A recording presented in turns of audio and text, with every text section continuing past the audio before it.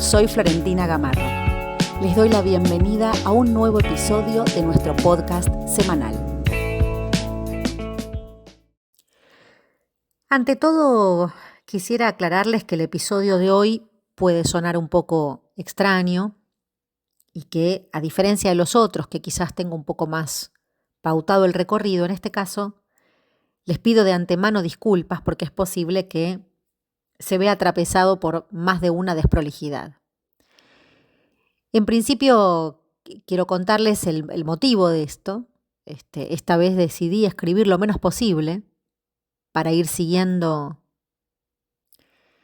mi relato. Y tiene que ver con que, respecto incluso del título de este episodio, me gustaría comenzar diciendo que los motivos fueron varios.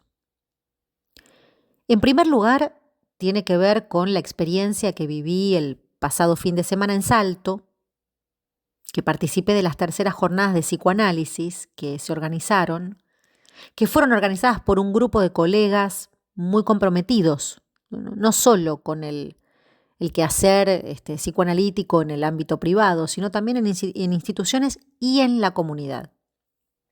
Entonces, celebro ese encuentro y por eso es que decidí, entre otras cosas, incluir el testimonio, digamos, de lo que fue participar de esas jornadas. Un encuentro entre colegas en el que debatimos, en el que nos escuchamos, intercambiamos, discutimos, desacordamos y finalmente también celebramos.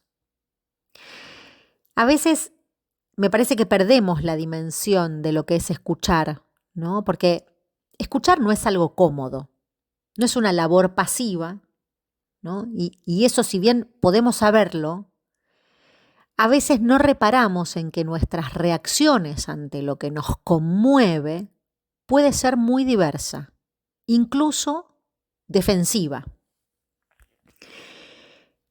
Esto no quiere decir que no nos escuchemos, ¿no? Sino que lo que quiero decir es que nos resulta muy difícil de soportar eso que implica muchas veces escuchar.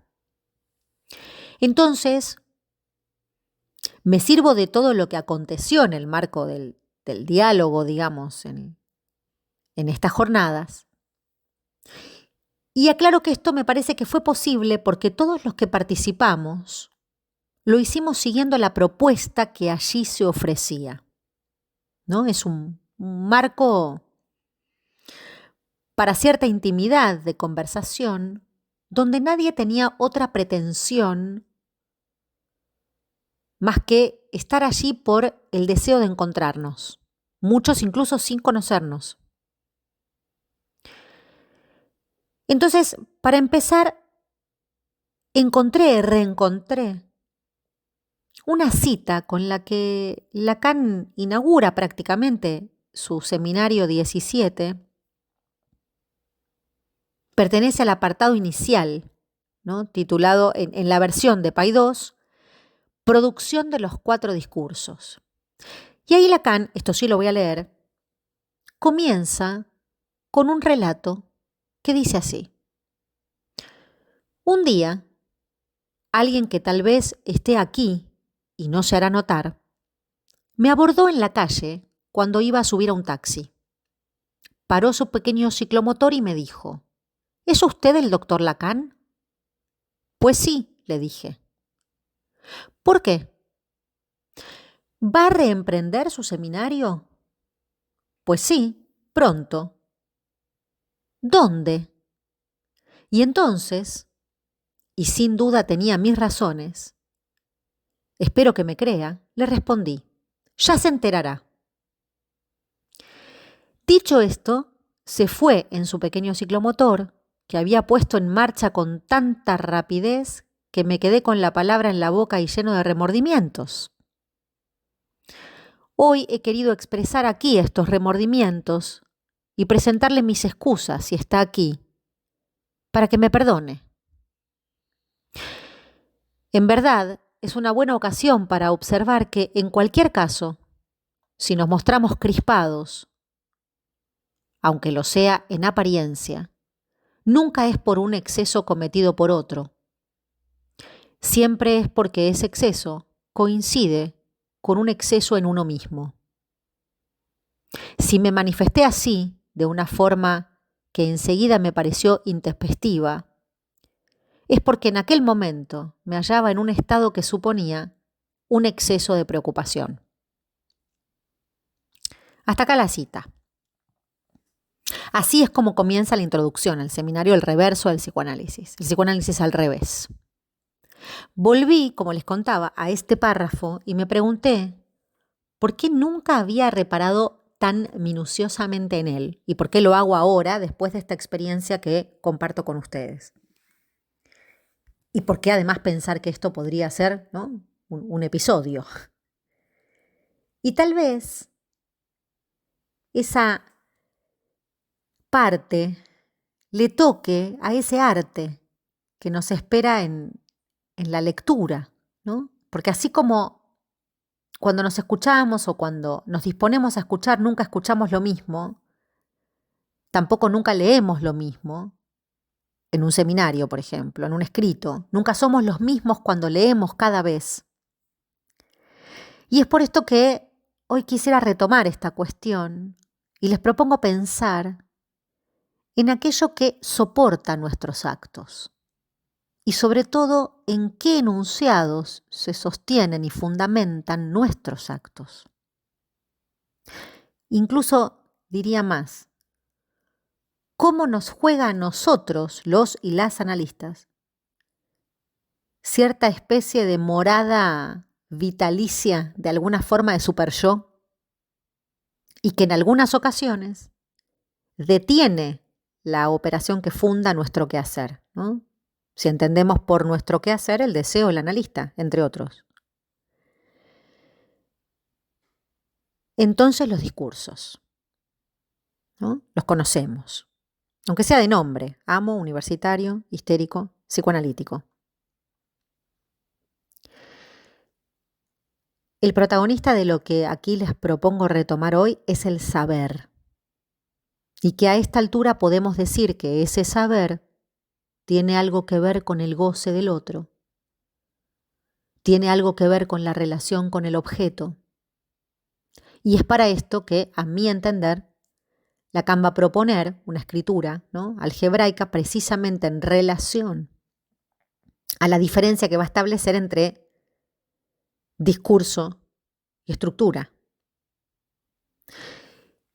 Y por supuesto que además se trata de este retorno, ¿no?, que él propone a los fundamentos freudianos. Entonces, les propongo este recorrido porque me parece que se articula con la praxis del psicoanálisis, como algo que no es equivalente a la clínica, ¿no? La praxis podemos decir que es el tratamiento de lo real, ¿no?, aunque más bien se orienta hacia el tratamiento de lo real, y para lo cual una diferencia que al menos considero, ¿no?, importantísima tener en cuenta, es que el término discurso hace referencia a una estructura que va más allá de las palabras, es decir, más allá de lo que se enuncia. Y hago esta aclaración porque creo que podemos pensar las consecuencias respecto de nuestras praxis, que tiene que considerar al discurso como estructura, pero también como algo que viene a poner en cuestión la consideración propiamente estructuralista. ¿Se entiende? Digamos, en este sentido, los discursos disponen cada uno en una relación específica con lo imposible, ¿no? Los cuatro mantienen una relación específica con lo imposible: educar, gobernar, qué sé yo, producir, causar deseo, analizar, ¿no? Y quiero detenerme en esa que se escribe sujeto barrado sobre A y luego S1 sobre S2 y que entre ambas hay una flecha, ¿no? Esto indica que en los cuartos de vuelta que se van produciendo sobre la sucesión de esas letritas van a resultar de eso solo 4 estructuras, ¿no? Ahora bien, podemos pensar que el sujeto dividido, el sujeto barrado, siempre se dirige a un amo, ¿no? Y de lo que no quiere saber nada es del objeto A, ¿sí? Ese goce, podríamos decir que Lacan lo va a llamar goce rechazado, pero es de lo que no se quiere saber. Y también diría que es en cierto punto de algo del orden de lo que es imposible de saber, que al mismo tiempo no se quiere saber por esa misma imposibilidad, aunque parezca medio un trabalenguas. De ahí se desprende la estrategia, ¿no?, del discurso del analista ubicado en el lugar de la gente, digamos, que es donde tenemos al sujeto barrado del discurso anterior, y entonces ahí vamos a poner el A, ¿sí? Esto lo pueden ir viendo si encuentran alguna escritura de los discursos. A lo que me refiero es que se trata entonces de poner a circular, ¿no?, eso que se rechaza, eso rechazado se reintroduce, ¿no? En el caso del discurso psicoanalítico se va a reintroducir por medio del semblante. No hay ninguna otra vía para eso. O sí las hay, pero bueno, no sería ético. Entonces, en el discurso del amo, la fórmula, podríamos decir, de eso que arrancó en ese sustento susuriano, digamos, que mencionaba anteriormente, estaba entre S1 y S2, ¿no?, y que aparece en la parte de arriba, es lo que abajo va a venir a traer lo pulsional, ¿no? El sujeto aparece dividido, ¿no?, y en todo caso sometido, y hay en el discurso significante, digamos, un fundamento respecto de lo que implica para el sujeto el lugar de su identificación, ¿no? Y a la vez, esa identificación trae aparejada una dimensión de sometimiento, que es lo que nosotros escuchamos respecto del padecimiento que implica ese sometimiento al significante, a esa identificación. Entonces, producir un efecto de división, ¿no?, es también poner a mover el goce, eso rechazado. Cuando se aborda lo real por medio de lo simbólico, ¿no?, en un punto, el significado es eso que se pierde, ¿no?, es al mismo tiempo un goce que se pierde. El reverso podríamos decir que son las 4 estructuras tomadas, ¿no?, en estas 4 formas, y allí el A, el pequeño A, va a tomar forma de agujero. Podríamos decir, es eso que queda bordeado, ¿sí? Se trata de distintas concepciones, podríamos decir, del significante entre una estructura y otra. Y en algún punto estas diferencias van a tener que ver con el modo en el que eso rechazado reaparece, ¿sí? Entonces, el reverso del psicoanálisis plantea esto que va a quedar sostenido, demostrado, diría, escrito incluso, y que corresponde a la no identidad, no reciprocidad, no relación entre el discurso y una enunciación efectiva, ¿sí? Vieron que Lacan comienza hablando del discurso, un discurso sin palabras. Entonces, esta idea, ¿no?, de que lo que se va a sostener es esa tensión imposible, ¿no?, de que haya una relación de identidad entre el discurso y la enunciación efectiva.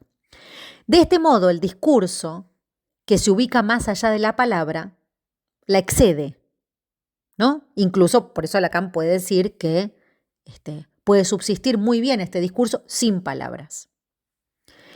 De este modo, lo que se destaca o lo que los discursos vienen a poner sobre relieve es inherente a las relaciones entre el discurso, el sujeto, el goce y el lazo social. El discurso es un modo de relación, ¿no? Lacan incluso considera a la escritura de los discursos como una expresión de relaciones, que incluso las denomina fundamentales y estables. Entonces, el punto que creo más importante de esta cuestión es el reverso del psicoanálisis, que se trata de la articulación entre saber, ¿no? Esa relación vinculada entonces al goce y a la repetición, porque tiene cierta relación, ¿no? Con lo que de ese saber está en el límite, ¿no? Se llama precisamente goce porque opera ahí poniéndole, haciéndole de tope, podríamos decir, al saber. Entonces, lo que quiero articular con esto, y además porque un poco me ocupó la escritura para el trabajo que presenté allí también, qué sucede con el lazo entre analistas o con el discurso analítico como lazo, y me preguntaba permanentemente desde qué lugar nos escuchamos, desde qué lugar escribimos, desde qué lugar nos leemos, también desde qué lugar nos ofertamos en la orientación de una cura. Porque curiosamente, digamos, lo que me ocurrió fue esa experiencia de la que a veces mucho se habla, pero poco se testimonia, de lo que implica que efectivamente estemos en un ámbito donde nadie habla por encima de nadie, donde lo que nos convoca es efectivamente el deseo de un encuentro, donde nadie va a lucirse, donde nadie va a decir algo mejor que otro, donde nos afecta la pregunta, donde tenemos más preguntas que respuestas, donde incluso escuché cierto mito, ¿no? Y que en algún punto no sé si llamarlo mito porque tuvo algo también de constatación, aunque no lo reduciría a lo geográfico, pero alguien me dijo en la jornada, vas a ver qué bueno, ¿no? Que lo que se va a poder escuchar es que hay como un psicoanálisis rosarino, un psicoanálisis platense y un psicoanálisis porteño, ¿no? Insistiendo en esta cuestión de que el psicoanálisis no es uno solo, ¿no? O de que por lo menos me parece que de eso se trata, ¿no? Y en tanto el psicoanálisis no es uno solo, también entra a jugar allí el qué hacer de los analistas en ese punto. Y cuánto lugar damos o no para que esos cuartos de giro se produzcan a nivel discursivo, como para que finalmente algo de ese saber, algo de ese amo, pueda efectivamente jugar como agujereado, como deshecho, ¿no? Y es en este sentido que me interesa, digamos, proponerles pensar un poco todas estas cuestiones. Porque después hay un detalle que me parece que sobre todo es muy común en estos tiempos, y es que a veces nos erigimos, ¿no? La palabra erigimos tiene hasta todo el estandarte rígido, con todas las variantes fálicas que por ahí esto tiene también, en donde parece que a veces necesitamos pronunciarnos como herederos de un único saber, estandartes de una verdad. Esto que en algún momento denominé también el aikeísmo, ¿no?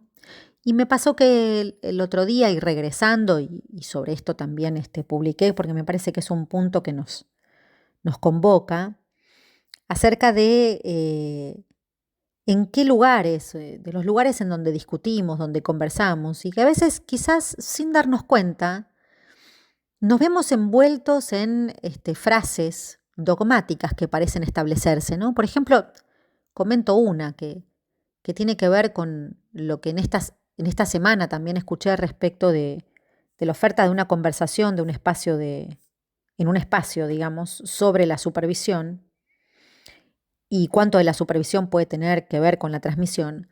Y me encontré con que ahí, en el decir de quienes participaban de esta charla, se planteaba algo así como que cuando un analista va a supervisar, el honorario que paga por esa supervisión, si fuera con su analista, debería ser más caro, ¿no? O debería ser diferente. Había como cierta confusión, ¿no? Diferente, pero que en algún punto se hablaba de cierto plus, o sea que es diferente, pero con un plus, con lo cual lo que se transmitiera es cierta idea de que un analista tendría que pagar más como analista, ¿no? Que como analizante.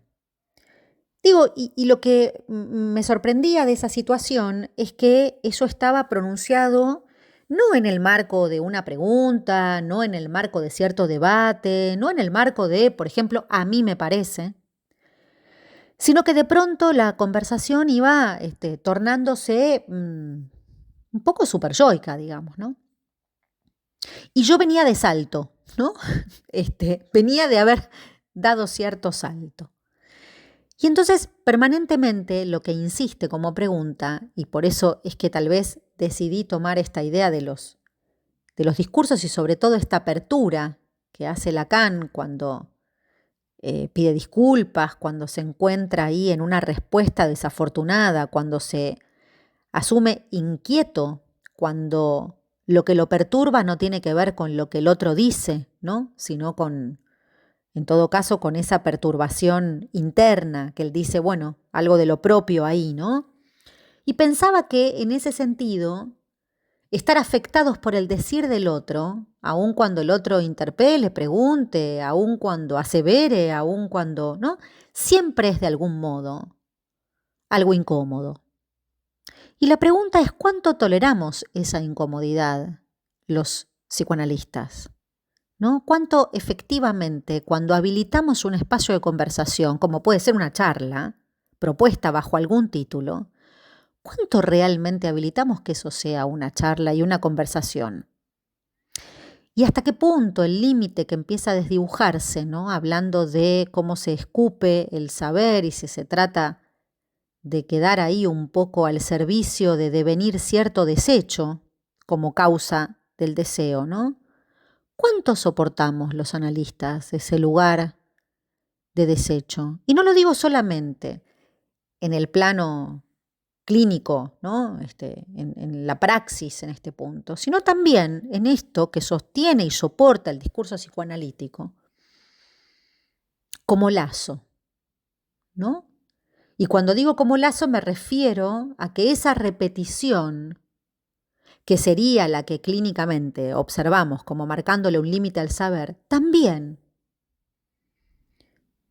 está presente, o mejor dicho, no es ajena a que esa repetición lógicamente necesaria y que le marca un límite al saber, no se convierta efectivamente en un parche, ¿no? Por su misma imposibilidad, que termine desdibujando cuál es el límite que el goce le pone al saber, ¿no? En este sentido, digamos, me interesa proponerles pensar un poco en todas estas cuestiones, porque la escritura del discurso del analista se presenta como reverso del discurso amo, ¿no?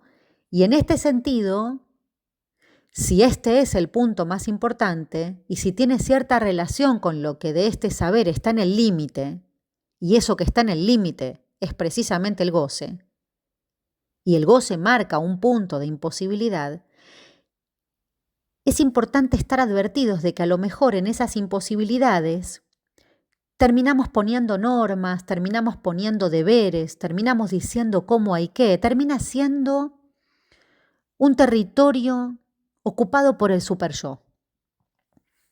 Aunque después nos erijamos en discursos que lo nieguen, ¿no? Entonces, por eso me parecía interesante, digamos, retomar esta vía que permite pensar, ¿no? La escritura del discurso del analista, que se presenta como el reverso del discurso del amo. Porque si no, me parece que podemos caer que por cierta similitud, y creo que esto tampoco es casual, ¿no? No se trata de una similitud, pero en la escritura del discurso analítico, ¿sí? Ustedes van a ver que en la parte de arriba se produce una similitud con la escritura del matema del fantasma perverso, ¿no? Vamos a ver a y vamos a ver al sujeto barrado. Entonces, uno podría decir, ¿qué implicancias tiene considerar este punto como peligroso? Hasta ahí, ¿no? Digo, que nosotros estemos hablando de una forma escritural que contiene el objeto A y el sujeto barrado. Digo, esto lo encontramos, ¿no? En la parte superior del discurso analítico y también lo encontramos, esa misma escritura con algunas diferencias en cuanto a la función, pero es una escritura muy parecida a la del matema del fantasma perverso. Entonces, digo, eso quizás no es azaroso, no es casual, va a tener sus implicancias, ¿no? Nos lleva a considerar algunas cuestiones, por lo pronto como un punto peligroso y para estar advertidos, como para que la causa, es decir, ese hacer semblante de objeto, no tome la forma del objeto en el fantasma perverso. porque tanto el perverso como el analista se dirigen hacia un sujeto dividido. Entonces, hay que establecer esas diferencias y advertirlas, ¿no? Fundamentalmente porque la diferencia radica, y perdón que lo diga de un modo medio burdo, que sea lo que se escupa de ahí, ¿no? Si el amo o el sujeto. Me parece que en esto radica la diferencia. Porque en el discurso analítico el lugar de la producción está ocupado por el significante amo, no por el sujeto dividido, ¿no? Entonces, ¿esto qué quiere decir? Que se trata de poner el saber en el lugar de la verdad. ¿Pero para qué? Para que algo haga de límite, ¿no? Para hacerlo llegar a su límite, no para producir sujetos. Entonces, me parece que esto requiere, por supuesto, que el analista no obtenga de ninguna manera goce de esa posición. Cuando digo goce me refiero que aprenda, ¿no?, a que en todo caso no se vive del aplauso, del reconocimiento, de la valoración narcisista, que no se vive del recupero de cierto ideal a través de lo que se pregona, que no se aconseja, ¿no? Todas estas cuestiones que cuando las enunciamos lo hacemos retomando a esos consejos, ¿no?, originales de Freud, que a su criterio fueron construidos para no desorientarnos en este deseo que efectivamente es lo que se pone en causa. Y esto requiere, por supuesto, que el analista definitivamente pague, ¿no? Como dice en la dirección de la cura, pague con su persona, con su palabra, pague con su juicio. Por eso decimos desecho, en tanto como desecho que se hace causa del deseo del sujeto. Entonces, el discurso del amo mantiene oculto al sujeto dividido, ¿no? Es como si uno dijera, bueno, se debe pagar tanto, se debe pagar un plus, se debe supervisar a un paciente, ¿no?, psicótico con un especialista en tratamientos con pacientes psicóticos, qué sé yo, ¿no? Todas las hierbas que van acompañando esto, ¿no? Es esto lo que a mi entender produce una diferencia en tanto en el discurso psicoanalítico no se trata del saber articulado al amo, no es ese saber el que se pone en juego, sino que lo que se va a poner en juego es la causa del deseo, ¿no? Entonces, esto es lo que instala, sostiene la diferencia entre el discurso psicoanalítico y el discurso del amo. No se trata del saber, sino que se trata de la causa del deseo.